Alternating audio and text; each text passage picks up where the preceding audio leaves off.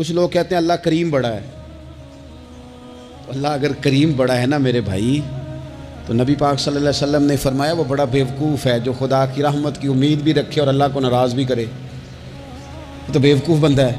اگر وہ کریم ہے تو پھر تو محبت میں ہی اس کی بات مان، بات تو پھر بھی نہیں مان رہا. کچھ لوگ کہتے ہیں نبی پاک صلی اللہ تعالیٰ علیہ وآلہ وسلم شفاعت کریں گے. بھئی ہمارا تو سہارا ہی اس بات پہ ہے، حضور سفارش کریں گے. پر نبی پاک نے دردنوں جگہوں کہا ہے جو میرے طریقے پہ نہ چلے فلیس منا، مجھ سے نہیں. حضور نے فرمایا جو بڑے کی توقیر نہ کرے، چھوٹے پہ رحم نہ کرے، وہ مجھ سے نہیں. فرمایا جو ملاوٹ کرے وہ ہم میں سے. تو یہ جسے بھی تو یاد رکھو نا، شفاعت کی بات انکار نہیں، حضور گناہگاروں کی ہی کریں گے. لیکن یہ حضور نے جو ہمیں اسباق پڑھایا یہ کس لیے پڑھائے؟ یہ بھی تو ہماری سمجھ کے لیے ہے نا. یہ ساری چیزیں ہم نے غفلت بنا کے اپنے اوپر اوڑھ لی. اور پھر سب سے بڑی بات یہ، جو لوگ جنت کے وارث اور مالک ہیں نا، کریم محبوب نے فرمایا یہ جو میری بیٹی فاطمہ ہے جنتی عورتوں کی سردار ہے. تو یہ تو جنت کی مالکہ اور وارثہ ہیں. وہ تو ساری رات ہی نماز پڑھتی تھی، تو سارا دن عبادت کرتی تھی. پاک سب سے زیادہ تو ان کو تھا. تو یہ تو ایک منٹ کے لیے مصلی سے جدا نہیں ہوئے.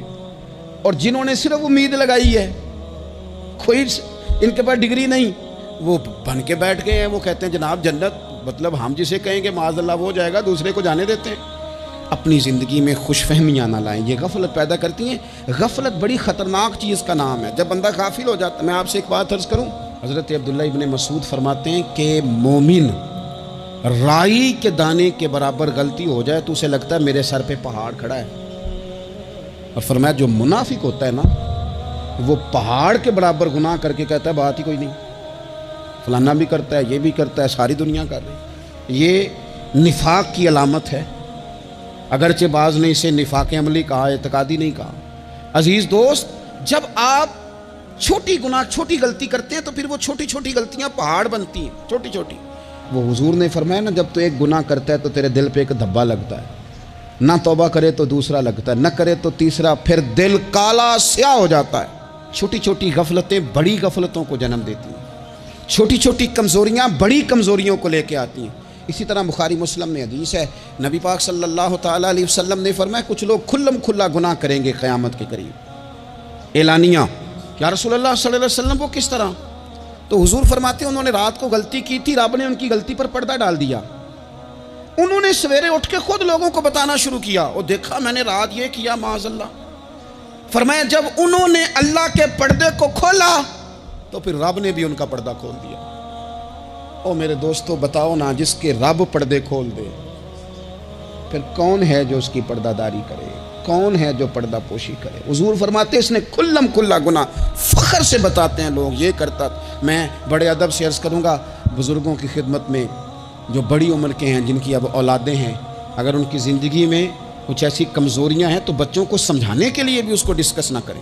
ہم یہ کرتے تھے، ہم یہ کرتے تھے، اس کا کوئی فائدہ نہیں، یہ ہم کر کے دیکھا ہے سارا کچھ. نہ نہ نہ نہ، جس طرح گناہ ہے اس طرح گناہ کا اظہار بھی گناہ ہے.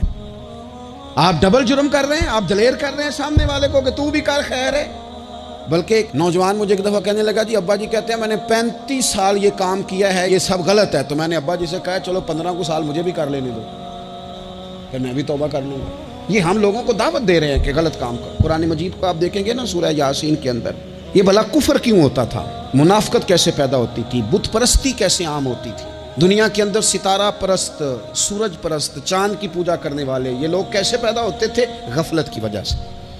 جیسے جیسے یہ اللہ کی بارگاہ سے دور ہوتے جاتے، یہ مختلف قسم کی عبادتوں میں، شرک میں، کفر میں مبتلا ہوتے جاتے. قرآن مجید سورہ یاسین کے اندر ارشاد فرماتا ہے کہ اللہ تبارک و تعالیٰ نے قرآن مجید کو اس لیے اتارا ہے لِتُنذِرَ قَوْمًا مَا أُنذِرَ آبَاؤُهُمْ، تاکہ آپ ان لوگوں کو ڈرائیں جن کے باپ دادا کو نہیں ڈرایا گیا. اور نتیجہ کیا ہوا؟ فَهُمْ غَافِلُونَ، وہ لوگ غفلت میں چلے گئے، ڈرایا نہیں گیا، سمجھایا نہیں گیا، کسی نے سبق نہیں پڑھایا. تو میں آپ سب سے گزارش کروں گا کہ خیر کی بات بتاتے رہیں، خیر کی بات کہتے رہیں. خیر کی بات جو ہوتی ہے یہ فائدہ کرتی ہے ہمیشہ. تو غفلتیں اپنی دور کرنی چاہیے.